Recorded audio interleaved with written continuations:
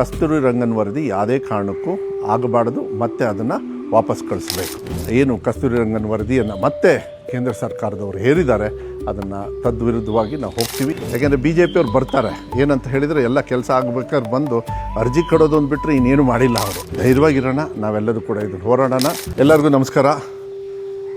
ಸ್ನೇಹಿತರೆ, ಇವತ್ತು ವಿಶೇಷವಾಗಿ ಒಂದು ವಿಚಾರವನ್ನು ತಮ್ಮಲ್ಲಿ ಚರ್ಚೆ ಮಾಡಬೇಕು ಅಂಥೇಳಿ ಮತ್ತು ವಿಚಾರಗಳನ್ನು ತಿಳಿಸ್ಬೇಕು ಅಂಥೇಳಿ ಹೇಳಲಿಕ್ಕೆ ಆಸೆ.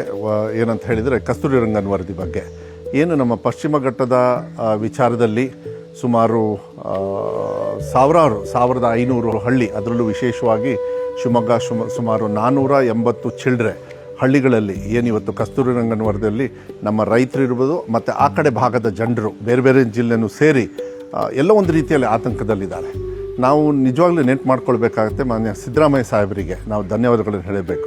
2013ರಿಂದ 2017-18ವರೆಗೂ ಏನು ಅವರು ಮುಖ್ಯಮಂತ್ರಿಗಳಾಗಿದ್ದರು, ಆ ಸಂದರ್ಭದಲ್ಲಿ ಸೆಂಟ್ರಲ್ ಗೌರ್ಮೆಂಟ್ ಅವರು ಏನು ಇದನ್ನು ಕಸ್ತೂರಿ ರಂಗನ್ ವರದಿಯನ್ನು ನಾವು ಮಾಡ್ತೀವಿ ಅಂದಾಗ ಸರ್ಕಾರದಿಂದನೇ ಅದನ್ನ ತಿರಸ್ಕಾರ ಮಾಡಿ ವಾಪಸ್ ಕಳಿಸಿದರು. ಇವತ್ತು ಮತ್ತೆ ಏನು ಮಾಡಿದ್ದಾರೆ, ಕರಡು ರೂಪದಲ್ಲಿ ಎಕೋಸೆನ್ಸಿಟಿವ್ ಏರಿಯಾ ಅಂತ ಹೇಳಿ ಮತ್ತೆ ಒಂದು ಸೆಂಟ್ರಲ್ ಗೌರ್ಮೆಂಟ್ ಅವರು ಮತ್ತೆ ಕೊಟ್ಟಿದ್ದಾರೆ. ಏನಂತ ಹೇಳಿದರೆ ಇದನ್ನು ಮತ್ತೆ ನಾವು ಹಾಕ್ತೀವಿ ಅಂಥೇಳಿ. ದಯವಿಟ್ಟು ಅದ್ರ ಬಗ್ಗೆ ಗಾಬರಿ ಆಗೋದು ಬೇಡ. ನಮ್ಮ ಸರ್ಕಾರ ಯಾವತ್ತೂ ಕೂಡ ಆ ಕಡೆ ಭಾಗದ ಜನರ ರಕ್ಷಣೆಗೆ, ರೈತರಿಗೆ, ಯಾರ್ಯಾರು ಅಲ್ಲಿ ಜನವಸತಿ ಇದೆ ಅವರಿಗೆಲ್ಲರಿಗೂ ಕೂಡ ರಕ್ಷಣೆ ಕೊಡ್ತಕ್ಕಂಥದ್ದನ್ನು ಮತ್ತೆ ಇದನ್ನು ರಿಜೆಕ್ಟ್ ಮಾಡಿ ಮತ್ತೆ ವಾಪಸ್ ಸೆಂಟ್ರಲ್ ಗೌರ್ಮೆಂಟಿಗೆ ಕಳಿಸ್ತಕ್ಕಂಥ ವ್ಯವಸ್ಥೆಯನ್ನು ನಾವು ಮಾಡ್ತೀವಿ. ಇದ್ರ ಬಗ್ಗೆ ನಾನು ನಿಜವಾಗ್ಲೂ ನಾನು ಧನ್ಯವಾದಗಳು ಹೇಳಬೇಕು. ಹಿರಿಯರಾಗಿರ್ತಕ್ಕಂಥ ಸನ್ಮಾನ್ಯ ದೇಶಪಾಂಡೆ ಅವರು ಇರ್ಬೋದು, ನಮ್ಮ ಜಿಲ್ಲೆಯವರು ಕೂಡ ಸಾಕಷ್ಟು ಜನರು ಮಾತಾಡಿದ್ದಾರೆ. ನಮ್ಮ ಪೊನ್ನಣ್ಣವರು ಏನು ರಾಜಕೀಯ ನಮ್ಮ ಮಾನ್ಯ ಮುಖ್ಯಮಂತ್ರಿಗಳಿಗೆ ಸಲಹೆಗಾರರಿದ್ದಾರೆ, ಅವ್ರ ಏರಿಯಾನೂ ಕೂಡ ಬರ್ತದೆ. ಮತ್ತು ತಮ್ಮಣ್ಣ ಅಂಥೇಳಿ ನಮ್ಮ ತಮ್ಮಣ್ಣವರು, ತಿಮ್ಮಯ್ಯ ಅವರು ನಮ್ಮ ಚಿಕ್ಕಮಗಳೂರು ಶಾಸಕರು ಮಾತಾಡಿದ್ದಾರೆ. ಮತ್ತು ಬೇರೆಯವರು ಕೂಡ ಎಲ್ಲರೂ ಕೂಡ ಇದ್ರ ಬಗ್ಗೆ ಮಾತಾಡಿ ಅದನ್ನ ವಿರೋಧವನ್ನು ವ್ಯಕ್ತಪಡಿಸಿದ್ದಾರೆ. ವಿಧಾನಸಭೆ ಒಳಗೂ ಕೂಡ, ವಿಧಾನಸಭೆ ಹೊರಗೂ ಕೂಡ. ನಿನ್ನೆ ಅಂದರೆ 25ನೇ ತಾರೀಕು ಮಾನ್ಯ ಮುಖ್ಯಮಂತ್ರಿಗಳು ಭಾಳ ಮುಕ್ತವಾಗಿ ನಾವೆಲ್ಲ ಜನಪ್ರತಿನಿಧಿಗಳ ಜೊತೆಗೆ ಮತ್ತು MLC ಅವರು ಯಾರ್ಯಾರಿದ್ದಾರೆ ಆ ಭಾಗದಲ್ಲಿ ಬರ್ತಕ್ಕಂಥವ್ರಿಗೆ ಅವ್ರ ಜೊತೆಗೆ ಚರ್ಚೆಯನ್ನು ಮಾಡಿ ಎಲ್ಲದನ್ನು ಕೂಡ ಹೇಳಿ ಮತ್ತೆ ಅಧಿಕಾರಿಗಳಿಗೆ ಡೈರೆಕ್ಷನ್ ಕೊಟ್ಟಿದ್ದಾರೆ. ಕಸ್ತೂರಿ ರಂಗನ್ ವರದಿ ಯಾವುದೇ ಕಾರಣಕ್ಕೂ ಆಗಬಾರ್ದು, ಮತ್ತೆ ಅದನ್ನು ವಾಪಸ್ ಕಳಿಸ್ಬೇಕು. ಏನು ಕೇರಳದಲ್ಲಿ ಅವರಿಗೆ ಮಾತಾಡಿ ಅವರನ್ನು ಸ್ಪಂದನೆ ಮಾಡ್ತಾ ಇದ್ದಾರೆ, ಆ ರೀತಿ ಏನಾದ್ರು ಮಾಡೋದಿದ್ದರೆ ಅವ್ರು ಮಾಡಬೇಕಾಗುತ್ತೆ. ಆದರೆ ಈಗ ಸದ್ಯಕ್ಕೆ ಕಸ್ತೂರಿ ರಂಗನ್ ವರದಿಯನ್ನು ವಾಪಸ್ ಕಳಿಸೋದು. ವಿಶೇಷವಾಗಿ ಏನು ಬಂಗಾರಪ್ಪಾಜಿಯವರು ಅರಣ್ಯವಾಸಿಗಳಿರ್ಬೋದು, ಈ ಕಸ್ತೂರಿ ರಂಗನ್ ವರದಿ ಏನು ವೆಸ್ಟರ್ನ್ ಘಾಟ್ಸಲ್ಲಿ ಇರ್ತಕ್ಕಂಥವ್ರಿಗೆ ಯಾವತ್ತೂ ಕೂಡ ಕಾರವಾರ, ಶಿವಮೊಗ್ಗ ಈ ಕಡೆ ಭಾಗದಲ್ಲಿ ರಕ್ಷಣೆಯನ್ನು ಕೊಟ್ಟಿದ್ದಾರೆ. ಅವ್ರ ಮಗನಾಗಿ ನನ್ನ ಕರ್ತವ್ಯನೂ ಕೂಡ ಆಗ್ತದೆ.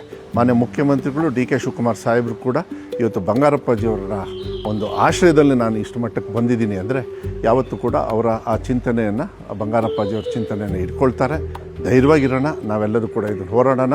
ಮತ್ತು ಅರಣ್ಯದ ಸಮಸ್ಯೆಗಳು ಏನು ಕಾಗೋಡು ತಿಮ್ಮಪ್ಪಾಜಿಯವರು ಇರ್ಬೋದು ಮತ್ತು ಬಂಗಾರಪ್ಪಾಜಿಯವರು ಇರ್ಬೋದು, ಯಾರ್ಯಾರು ಯಾವತ್ತೂ ಕೂಡ ನಿಮ್ಮ ಸಮಸ್ಯೆಗೆ ರಕ್ಷಣೆಗೆ ಯಾವತ್ತೂ ಕೂಡ ನಮ್ಮ ಕೆಲಸ ಕಾರ್ಯಗಳನ್ನು ನಾವು ಮಾಡ್ಕೊಂಡು ಬಂದಿದ್ದೀವಿ. ಅದನ್ನು ಕೂಡ ಹಂತವಾಗಿ ಒಳ್ಳೆ ರೀತಿಯಲ್ಲಿ, ಯಾಕೆಂದರೆ BJP ಅವ್ರು ಬರ್ತಾರೆ, ಏನಂತ ಹೇಳಿದರೆ ಎಲ್ಲ ಕೆಲಸ ಆಗಬೇಕಾದ್ರೆ ಬಂದು ಅರ್ಜಿ ಕೊಡೋದೊಂದು ಬಿಟ್ಟರೆ ಇನ್ನೇನು ಮಾಡಿಲ್ಲ ಅವರು. ನಾನು ಈಗ BJP ಅವ್ರ ಬಗ್ಗೆ ನಾನು ಹೇಳಲಿಕ್ಕೆ ಇಷ್ಟಪಡ್ತೀನಿ. ಈಗ ಮೊನ್ನೆ ಅಧಿವೇಶನ ಆಯಿತು, ಇಲ್ಲಿ ಅಧಿವೇಶನದಲ್ಲಿ ಚರ್ಚೆ ಮಾಡಲಿಲ್ಲ.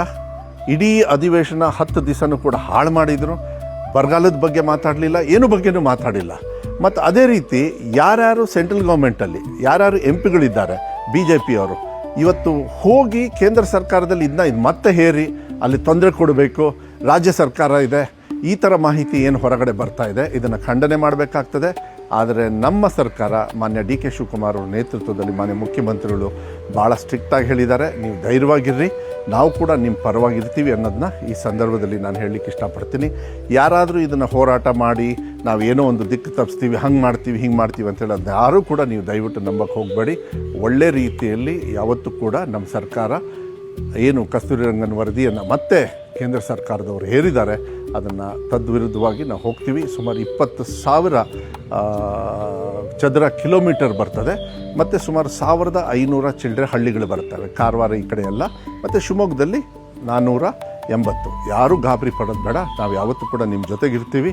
ಕ್ರಮೇಣ ಅದು ಯಾವ ರೀತಿ ಆಗ್ತದೆ ಅದಕ್ಕೆ ನಿಮಗೆ ಮಾಹಿತಿಯನ್ನು ಕೊಡೋದ್ರ ಜೊತೆಗೆ ನಿನ್ನೆ ರೈತರ ಒಂದು ಏನು ಅರಣ್ಯ ಭೂಮಿ ಇರ್ಬೋದು, ರೆವೆನ್ಯೂ ಇರ್ಬೋದು, ಎಲ್ಲದೂ ಕೂಡ ಮಾನ್ಯ ಉಪಮುಖ್ಯಮಂತ್ರಿಗಳಾಗಿರ್ತಕ್ಕಂಥ ಪರಮೇಶ್ವರ್ ಅವರು ಕೂಡ ಇದ್ದರು. ಇದೆಲ್ಲದೂ ಕೂಡ ಚರ್ಚೆಯನ್ನು ಮಾಡಿದ್ದೀವಿ. ಅಧಿಕಾರಿಗಳಿಗೂ ಕೂಡ ಡೈರೆಕ್ಷನ್ಸ್ ಕೊಟ್ಟಿದ್ದಾರೆ. ಮುಂದಿನ ದಿನಗಳಲ್ಲಿ ಈ ಮಾಹಿತಿಯನ್ನು ಇನ್ನೂ ಹೆಚ್ಚು ಮಾಹಿತಿಯನ್ನು ಕೊಡ್ತಕ್ಕಂಥದ್ದನ್ನು ಮಾಡ್ತೀನಿ ಅನ್ನೋದನ್ನ ಹೇಳಲಿಕ್ಕೆ ಇಷ್ಟಪಡ್ತೀವಿ.